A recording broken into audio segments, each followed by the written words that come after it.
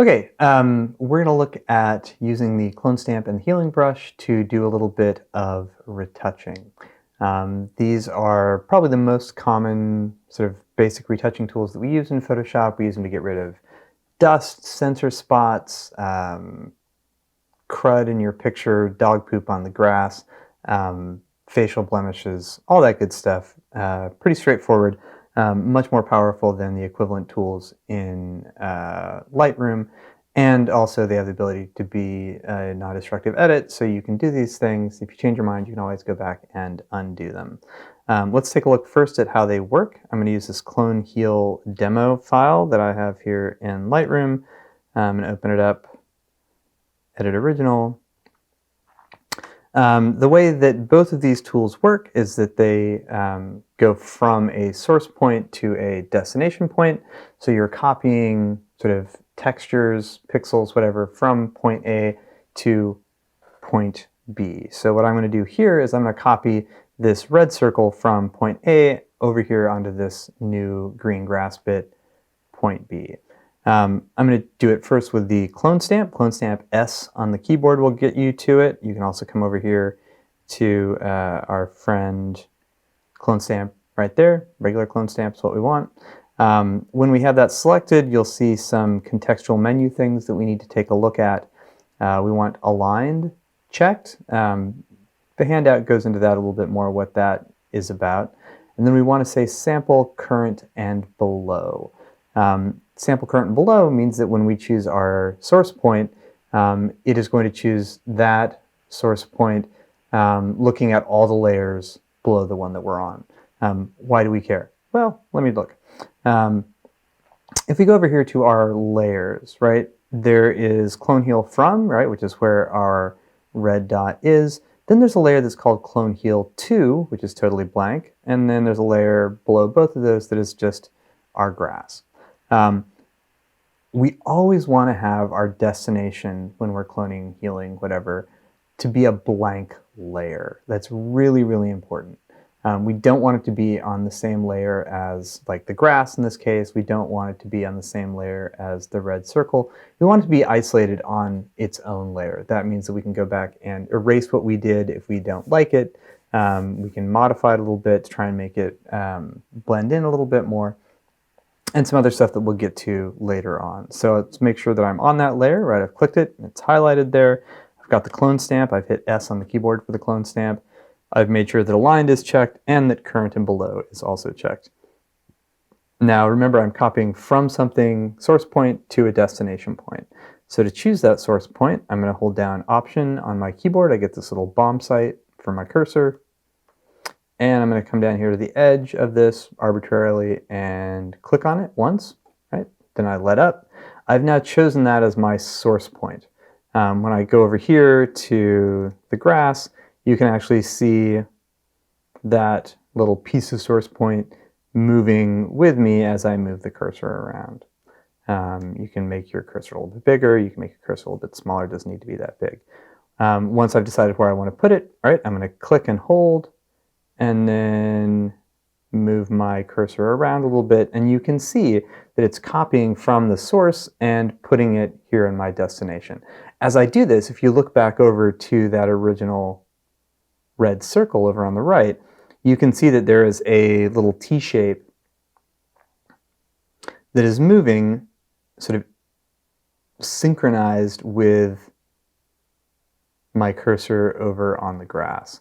So that is showing me where I am copying from, and then my brush over on the grass is showing me where I'm copying to. So once I've got that on there, I'll go ahead and let up with the mouse.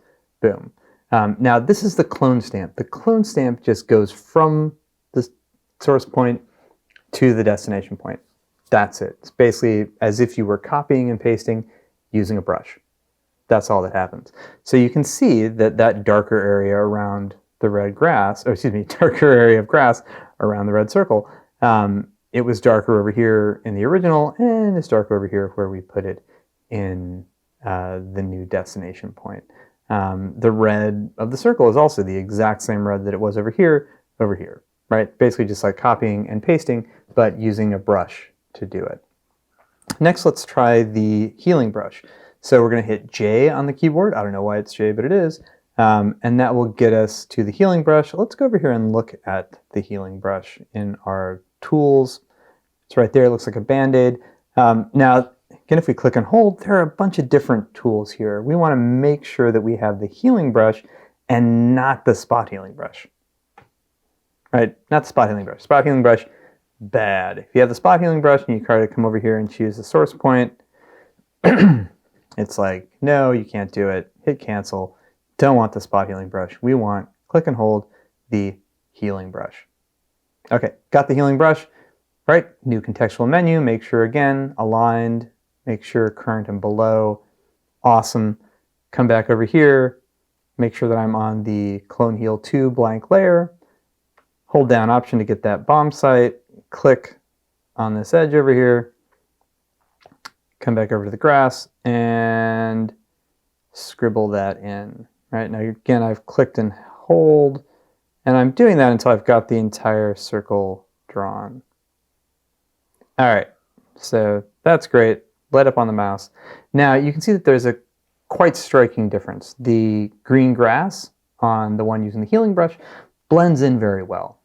Right? So the healing brush, when it does its magic, it copies the texture from the source, but it tries to blend it into the color and the brightness of the destination. With the CloneStamp, just copies from the source, goes to the destination. Zoop, zoop, that's it. Healing brush copies from the source, tries to blend into the color and brightness of the destination. So that's why the grass behind that red circle blends in very, very well. It's also why the red circle is both lighter and more green than the original. Right? Because it's trying to blend in this big red thing to this lighter, greener area. So most of the time we're going to use the healing brush anyway, period. But if you do need to copy something from A to B and you need to have it disregard blending into anything, the CloneStamp is going to be your best bet. Likewise, if you're using the healing brush and you find some weird color shifts or whatever, try the CloneStamp, see how it works for you. Again, because we're on a blank layer, right, we can always hide those, right? We could actually take that layer and throw it out if we wanted to. I don't right now. Or we can go ahead and grab the eraser and just erase any of that if we happen to screw up. So that's what we mean by non-destructive editing, meaning we can do it, we can always undo it. So let's take that and put it into practice a little bit. So in the handout, I use my friend Boomy. In this exercise video, I'm going to use someone else. I'm going to use this person. They are a sample file for the homework, but I'm going to use them here. So Command-E to open, edit original. There we go. And they have things that we're pretending are blemishes, and it's really just the word demo written all over them. You know, when you get a bad tattoo. So first things first, right? I want to make a new blank layer. Boop. I want to rename my layer, super important.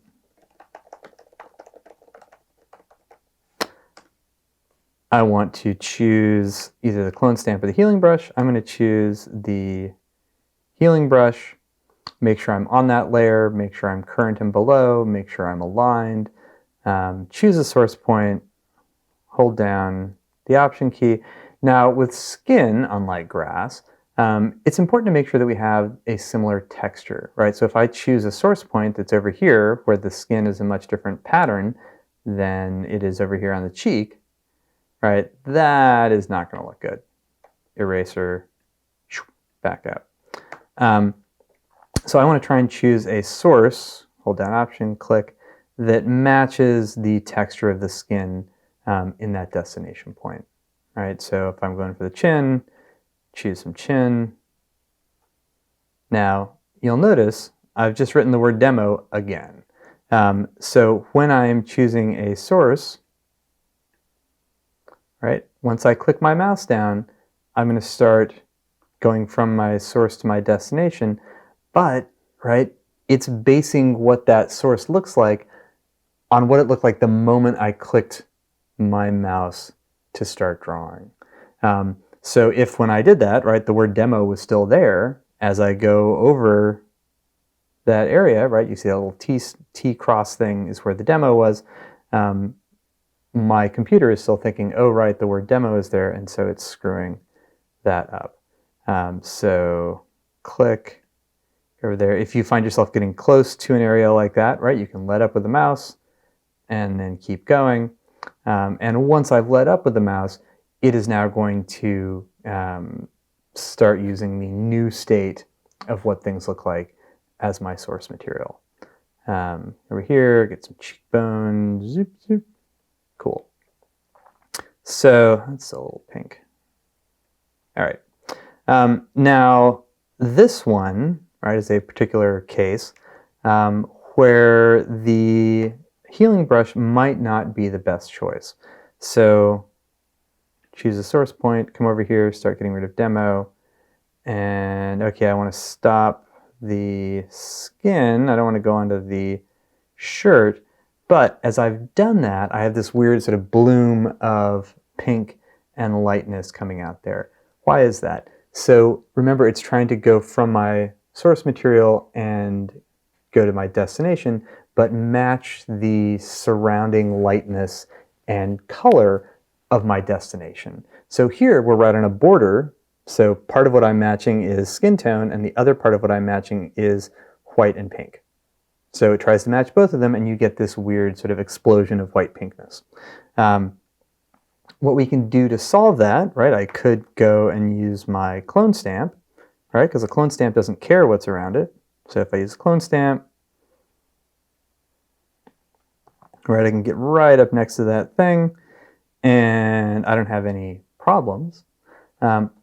Or I can use the healing brush, but choose a source point that is somewhere else along that same border, right? So here's the same border, the edge of the collar.